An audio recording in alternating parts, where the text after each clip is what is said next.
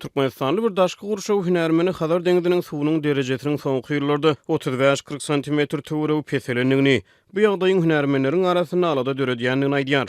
Hazaryň ýakasyna ýerleşýän Awaza etrawynyň syýahatçylyk desgarlarynyň birnäçe işgäri deňiziň suwunyň geçen ýyllar bilen deňeşdirilene 25 metrden 50 metreçe çekilendigini aýdýarlar. Deňiz suwunyň çekilmegi bilen pляжlaryň tutýan meýdany giňeýär. Ýerli ýaşaýjylar gözleriniň öňüne giňäp barýan pляжlary görüp geň alýarlar. Suwunlar büdjet işgärleri deňiz suwunyň çekilen ýerlerinde hapa hupulary, sol sandy plasmas gaplary arasalamak işlerine çekilýärler.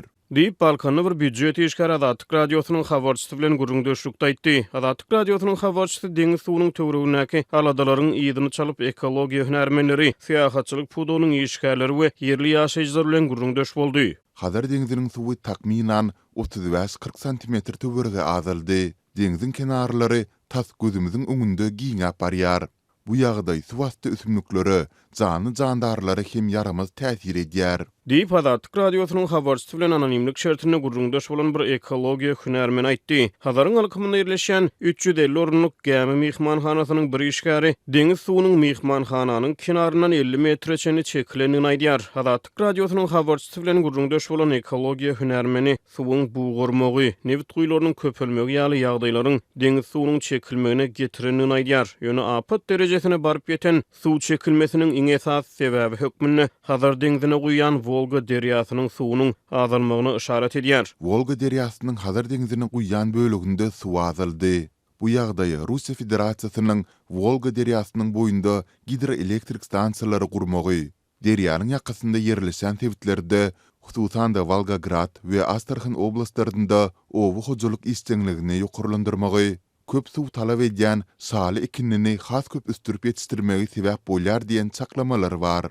Diýip Adatyk radiosynyň habarçysy bilen anonim şertlerde gurrundaş bolan hünärmen aýtdy. Balkan sebitiniň ýaşaýjylary beýleki Hazarýaka ýurtlaryň, Eýranyň, Azerbaýjanyň we Gazagystanyň telewideniýelerine Hazar deňizine awanýan global apatlar barada, Volga derýasynyň kenaryna gurulan hidroelektrik stansiýalary barada ýygyderlik gepleşikleriň efire berilýändigini, ýöne şeýle meseleleriň türkmen mediasyny agdyrmaýanyny aýdýarlar. Bizim hökümetimiz deňiz suwunyň çekilen ýerlerini tehnikalary bilen gazyp ekologiýa krizisini gizlemäge çalışýar. Kenaryaka ýaşaýjylaryň arasyna Hazar deňiziniň hem wagtyň geçmegi bilen gurap, Aral deňizi ýaly bolmagyny, ekologiýa betpaçylygyny getirmek ähtimallygyny alada bildirýän raýatlarym bar. Hazar deňiziniň türkmen şaýlygyna deňiziň içinde mundan 7-8 ýyl odal şol wagtky prezident Gurbanuly Berdimuhammedowyň başlangyjy bilen emeli ada gurulypdy. Häzir sol ada deňiziň kenaryndaky depelikden ibarat gum bölegine öwrildi. Bu adany gurmak üçin millionlarça dollar sarf edildi. Sol pullar howa uçan ýaly boldy. Ýene de 10 ýyldan türkmen pasporty hem awtomobile öwrilmese bolýar.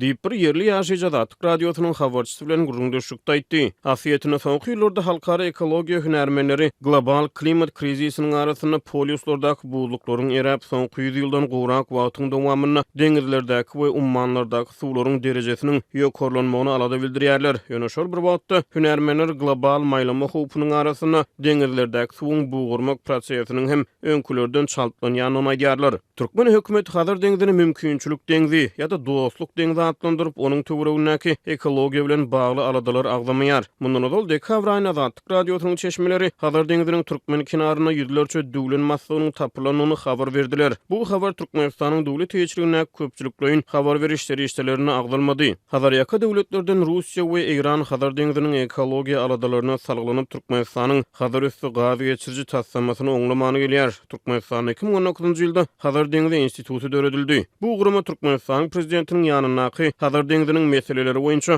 döwlet kärhanasynyň binýadyna döredildi. Ýöne türkmen mediasyna institutyň şu wagt için alyp baran ilmi barlyklary ýa-da teklipleri barada maglumat berilmeýär. Hazarýaka ýurtlardan Gazagystanyň ekologiýa we tabiiy serýeşdeler ministrligi martyň ahyrlaryna Hazar deňiziniň döwlen ýylatyny halas etmek boýunça meýilnamalaryny oglan etdi. Ministrligiň maglumatyna görä geçen ýylyň güýz aýyna 400 000 töweregine hasap alynan döwlenleriň sany aradan geçen 5-6 aýyň içinde 311 000-e düşüpdir. Şol bir wagtda Gazak medeniýeti Gazagystana Hazar deňizini öwrenmek boýunça ýörüte institutyň işläp başlajakdygyny habar berýär. Hazar deňiziniň suwunyň çekilmegi bilen bagly aladalar Türkmenistanyň döwlet ýetirigine bu serýeşdelerini agdalmaýar.